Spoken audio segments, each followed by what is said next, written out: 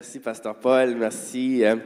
Il y a quelques semaines, Pasteur Paul m'a appelé à la maison. Il me dit Simon, le dimanche 26 mars, ça devait être Pasteur Dominique Courlin qui apporte la parole, mais il y a un empêchement. Alors, j'ai répondu positivement tout de suite en sachant que c'est des grandes chaussures à remplir, celles de Pasteur Dominique, un bon ami à moi. Alors, j'ai intégré quelques jokes de papa dans mon sermon pour lui faire honneur, mais je ne me moquerai pas trop des Québécois. J'aimerais commencer tout de suite avec le verset d'ouverture dans Proverbes, chapitre 1, verset 23. « Revenez pour écouter mes reproches. Je veux déverser mon esprit sur vous. Je veux vous faire connaître mes paroles. » Prions. Seigneur, tu as révélé ton amour à nos cœurs. Et puis c'est en toute confiance qu'on veut se tourner vers ta parole ce matin pour écouter ce que tu veux nous apprendre. Seigneur, je te prie d'utiliser ton serviteur pour nous transmettre la vérité qui rend libre. Puis surtout, ne nous laisse pas sortir de cette réunion indifférents ou inchangés. Et si vous êtes d'accord avec moi, vous pouvez dire. Alors, je veux vous partager quelque chose que j'ai vécu tout récemment. J'ai participé à une formation de 3 jours en intervention auprès des personnes en état de crise suicidaire, donc prévention du suicide. Une formation excellente offerte par le Centre de prévention du suicide de Québec. Et le premier jour, le formateur, un monsieur que j'ai vraiment apprécié, il nous a fait faire un exercice intéressant et il nous a proposé aux 9 intervenants qui étaient présents l'exercice suivant. Il allait lire une dizaine d'affirmations et il nous demanderait à chacun de se positionner en accord ou en désaccord, mais de façon tout à fait silencieuse. Okay? On allait simplement, après avoir entendu la formation, se rendre d'un côté de la pièce pour manifester si on était en accord avec l'affirmation ou si on était en désaccord. Donc, les règles étaient claires, il ne fallait pas parler, puis on ne pouvait pas rester neutre. Il fallait absolument choisir entre les 2 options. Alors, ça a été très intéressant. La première affirmation qu'il a lue, c'était « Le suicide est mal ». Alors, je me suis dirigé lentement vers la droite de la salle, sans hésitation, parce que sur le mur apparaissait en grandes lettres le mot « en accord », pour me rendre compte que les 8 autres intervenants s'étaient rendus à l'autre côté de la salle, de l'autre côté. Et bien que je ne partage pas leur point de vue, je les comprends. Je ne crois pas qu'ils pensent que le suicide est quelque chose de bien. Et ce n'était pas ça la question. Mais ils ne sont pas prêts à affirmer que c'est mal. Après tout, qui sommes-nous pour juger? On entend souvent cette expression-là. Hein? Qui sommes-nous pour juger une personne qui s'enlève la vie? Je n'étais pas à sa place pour comprendre toute la souffrance qu'elle éprouvait et j'aurais peut-être fait la même erreur dans les circonstances. Donc, je peux comprendre qu'on hésite à se positionner de peur d'avoir l'air de juger quelqu'un. Qui sommes-nous?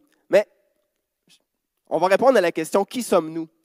Nous sommes des anciens passagers du même train qui avons sauté d'un wagon en mouvement quand nous avons vu Jésus qui nous attendait les bras ouverts sur le bord du chemin. On n'est rien de plus, rien de moins. Il y a des gens ici, dans leur témoignage, qui ont déjà expérimenté des idées suicidaires, puis qui ont vécu la grâce de Dieu, qui ont retrouvé un sens à leur vie. Je suis sûr que vous ne serez pas les premiers à jeter la pierre, mais on prend position pour la vie. Amen. Si la question avait été « Est-ce qu'il vous arrive de faire le mal? » Je serais allé aussi. J'ai accumulé assez de points « R mal » dans ma vie pour me payer un voyage en enfer. Ouais, vous n'avez pas entendu parler de ces points-là, hein? Alors, si ta conception de Dieu est celle d'une divinité furieuse contre l'humanité, okay? Vous pouvez imaginer un gros nuage sombre avec peut-être une personnalité barbue qui lance des éclairs sur la terre. Peut-être que le verset en ouverture t'a un peu choqué, je peux comprendre. Revenez pour écouter mes reproches. Pour toi, ça ressemble davantage à un parent d'ado qui a perdu le contrôle. Revenez, revenez écouter mes reproches. Et qui tente tant bien que mal d'imposer sa discipline. C'est pas tout à fait ça. Permettez, je vais prendre une petite gorgée d'eau. C'est pas tout à fait. Quoique je compatis avec les parents d'ados parfois qui sentent perdre le contrôle. Non, c'est pas tout à fait ça parce que l'auteur ici, là, dans les Proverbes, c'est plutôt un homme qui encourage son fils à écouter les reproches de Dieu. En étudiant le passage, là, celui-là est dans chapitre 1. On va se tourner vers le chapitre 3, qui est encore plus connu, peut-être des versets qui sont souvent cités. Proverbes chapitre 3, on va lire les versets 1 à 12. Ça va être peut-être le plus gros passage qu'on va étudier ensemble ce matin. Donc, on l'a à l'écran. « Mon enfant, n'oublie pas ce que je t'enseigne, ce que je te recommande. Car tu connaîtras ainsi le bien-être et une vie longue et heureuse. Sois toujours bon et vrai. Conserve la bonté et la vérité. Comme une parure autour de ton cou, grave-les dans ton cœur. Alors Dieu et les êtres humains t'aimeront et apprécieront ton bon sens. » Amen. « Ne te fie pas à ta propre intelligence, mais place toute ta confiance dans le Seigneur. Appuie-toi sur lui dans tout ce que tu entreprends et il guidera tes pas. Ne te fie pas à ta propre sagesse, mais reconnais l'autorité du Seigneur et détourne-toi du mal. Ce sera un remède. Est-ce que quelqu'un a besoin de guérison ce matin? Peut-être que ce message est pour toi. Ce sera un remède pour ton corps, un apaisement. Est-ce que quelqu'un ce matin a besoin d'apaisement? C'est peut-être un message pour toi ce matin. Un apaisement pour tous ses membres.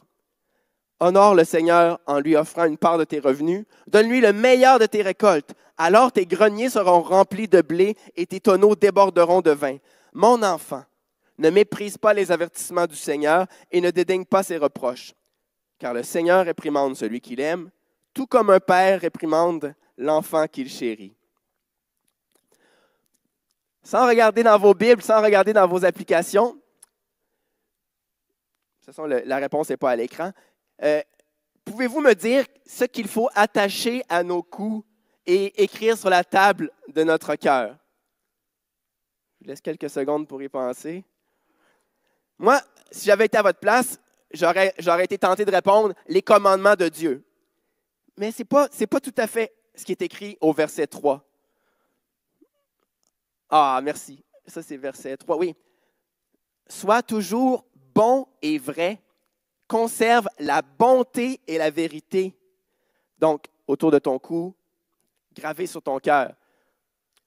Comme notre cœur qui est une table sur laquelle on grave, on écrit. Pourquoi est-ce que c'est si important? La bonté et la vérité.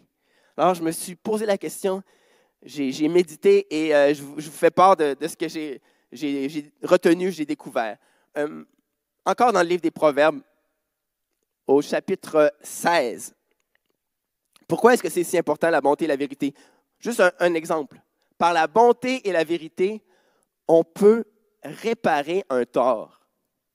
En reconnaissant l'autorité du Seigneur, on évite d'agir mal. Est-ce que c'est vrai qu'on peut réparer un tort par la bonté et la vérité? Pensons-y un instant. Ça, c'est juste un exemple de ce qu'on peut accomplir avec cette combinaison de bonté et de vérité. J'irais jusqu'à appeler ça un alliage de vertus qui forme un des matériaux les plus nobles de l'univers.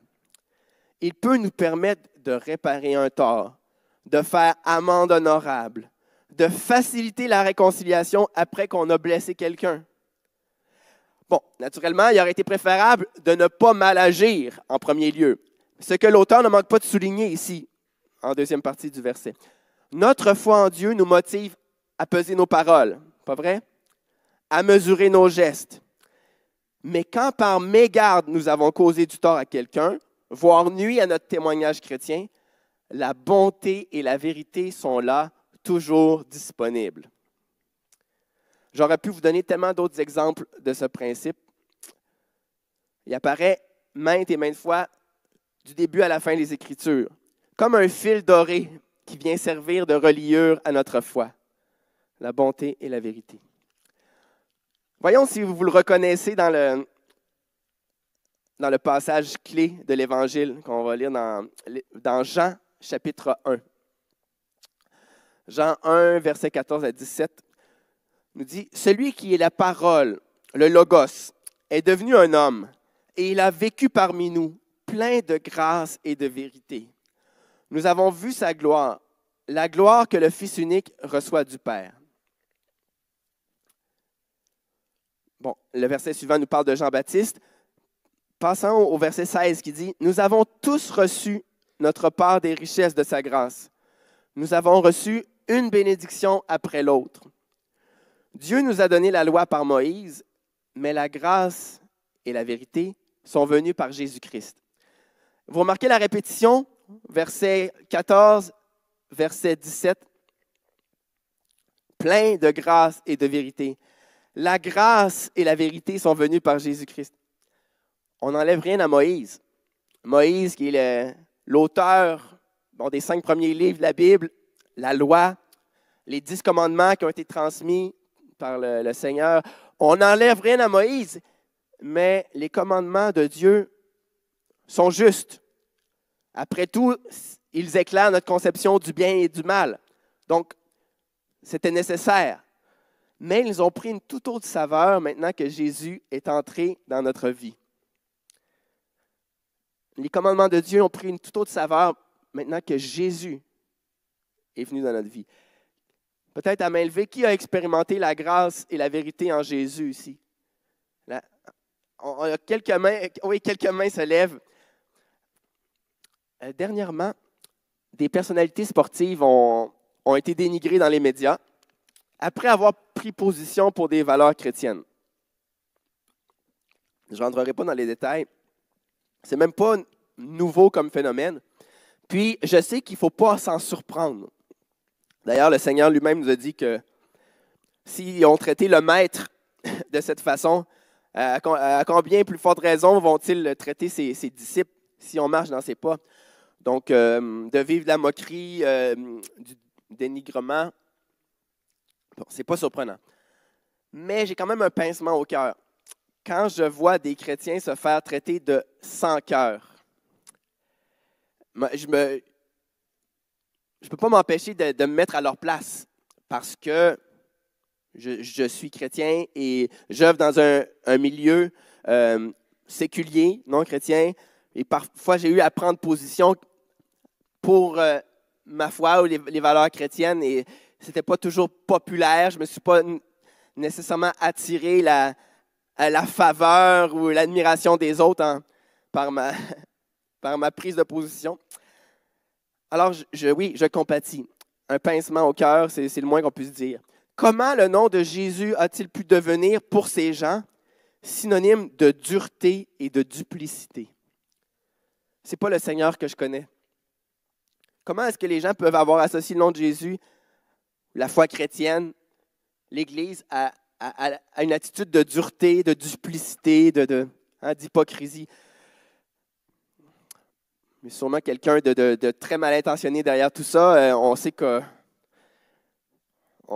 le monde est aussi le théâtre d'un combat spirituel. Mais si Jésus avait été vraiment comme ça, comme ils disent, croyez-vous que les prostituées et les marginalisés auraient suivi avec autant d'intérêt ces enseignements? Arrêtons-nous un instant. Parce que c'est de ça que les religieux le critiquaient à l'époque. Alors regarde les gens qui le suivent, regarde la racaille.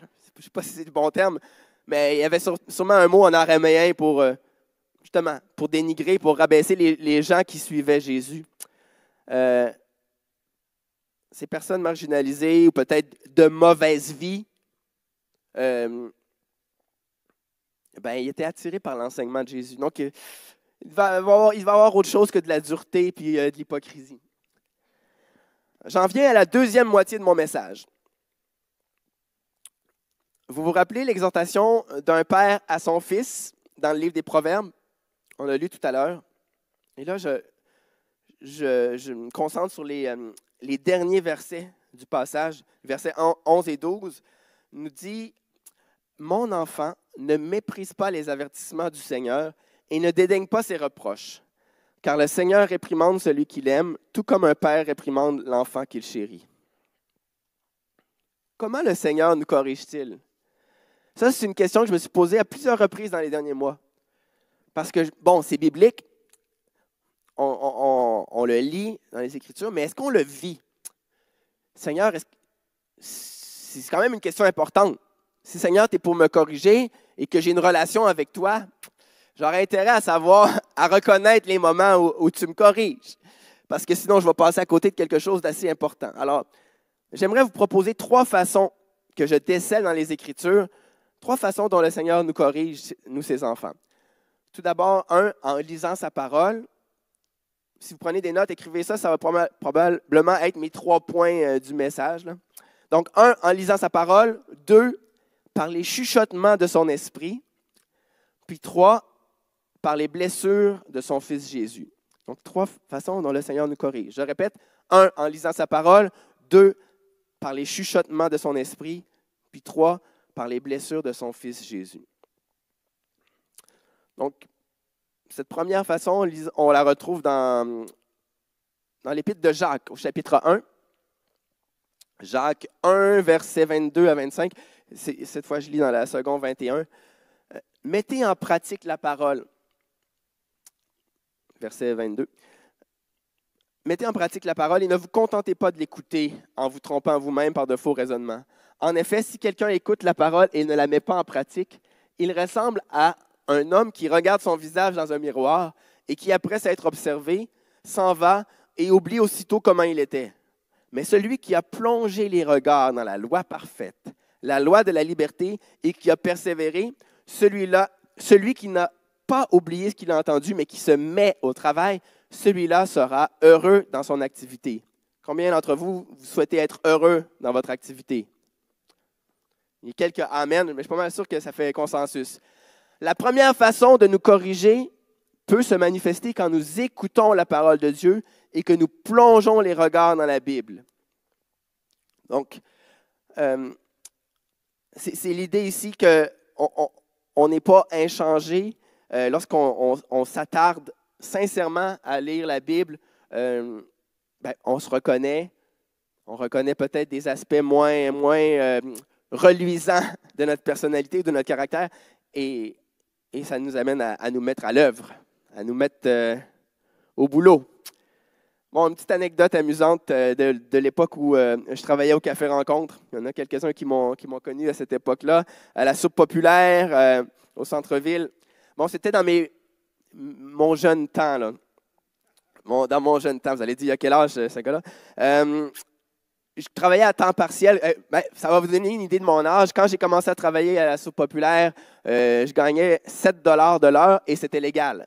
C'était le salaire minimum. Alors, à 7 $ l'heure, puis là, j'étais à travailler à temps partiel. Fait que vous comprenez que j'ai eu l'idée d'aller me chercher un revenu d'appoint, un autre petit emploi à temps partiel. Il y avait plusieurs commerces au centre-ville. Donc, au-delà du ministère auprès des personnes démunies, je me dis, je peux aller gagner un petit revenu ailleurs, peut-être dans un café, un magasin.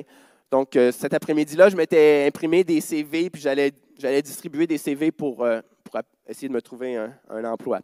Mais avant, j'avais travaillé à la soupe populaire. Après, avec Jacques Dumont, Michel et Ghislaine, on est allé prendre un café après notre journée de travail, le service du dîner, pour fraterniser, mais aussi décompresser. Des fois, on vit des défis lorsqu'on travaille avec une clientèle souffrante. Alors, c'était un bon moment, agréable. Quelqu'un avait acheté un genre de muffin ou une chocolatine, m'en avait même donné un morceau. C'était délicieux. En tout cas, je ne sais pas pourquoi je vous raconte ça, mais vous allez voir. Fait qu'après, j'ai ramassé mes CV, puis je suis allé frapper à des portes. Je me dis, est-ce que vous pourriez remettre ça à votre patron? Est-ce que votre gérant est là? J'aimerais ça lui remettre mon CV. Est-ce que vous cherchez des... Donc, j'ai fait quelques adresses comme ça. Puis après avoir fait ma petite tournée, j'ai arrêté justement peut-être dans un des cafés. Je suis allé à la salle de bain. Je me suis regardé dans le miroir. Et j'avais du chocolat sur le bout du nez. Et là, c'était c'était après avoir livré mes CV. Hein? Vous avez compris la suite, la logique. Fait que Jacques, depuis, j'aimerais ça que tu retiennes que j'ai jamais trouvé d'autre emploi cet après-midi-là. En tout cas, là, ça n'a pas porté fruit. Peut-être qu'ils ont dit, le gars, il a un beau CV, mais pour ce qui est de la présentation, on repassera. Bon, c'est comique, mais l'utilité d'un miroir, à certains moments, la parole de Dieu est un peu comme un miroir, semblable lorsqu'on se reconnaît et elle nous invite à admettre ce qu'on voit, puis à demander l'aide de Dieu, la grâce de Dieu pour le changer. Amen. OK, je vous avais dit une deuxième façon dont le Seigneur nous corrige. Cette fois-ci, je vous amène dans l'Évangile de Jean, chapitre 16. Oui. Jésus s'adresse à ses disciples. Il dit « Cependant, je vous dis la vérité. Il vaut mieux pour vous que je m'en aille. En effet, si je ne m'en vais pas, le défenseur ne viendra pas vers vous. Mais si je m'en vais, je vous l'enverrai. Et quand il sera venu, il convaincra le monde en ce qui concerne le péché, la justice et le jugement. Quand le défenseur sera venu, l'Esprit de la vérité, il vous conduira dans toute la vérité, car il ne parlera pas de lui-même, mais il dira tout ce qu'il aura entendu et vous annoncera les choses à venir. » Donc voilà une autre façon qu'il a de nous corriger. Elle est vraiment puissante, si puissante qu'elle a le potentiel de convaincre même un endurci de son erreur. Elle est d'autant plus disponible pour nous, les enfants de Dieu, si on accepte d'être conduit. Ça veut dire on accepte de se faire dire où aller. Si ça ne nous intéresse pas toujours, honnêtement. Mais si on accepte de se faire dire où aller, d'être conduit, le Saint-Esprit est là. Et il a le pouvoir de nous corriger, de nous rediriger.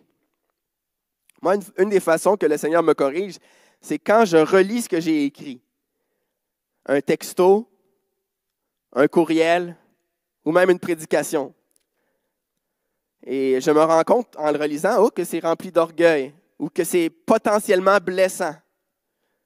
Idéalement, j'aimerais m'en être rendu compte avant d'avoir appuyé sur « envoyer » ou sur « send » en bon français. En tout cas, si vous retenez une chose, ça peut être très pratique, de relire avec l'éclairage du Saint-Esprit avant d'appuyer sur le bouton « envoyer ». C'est comme si le Saint-Esprit me fournissait un miroir, encore une fois, et me disait « Simon, est-ce que tu trouves que ça ressemble à Jésus, ce que tu as écrit? » Bonne question.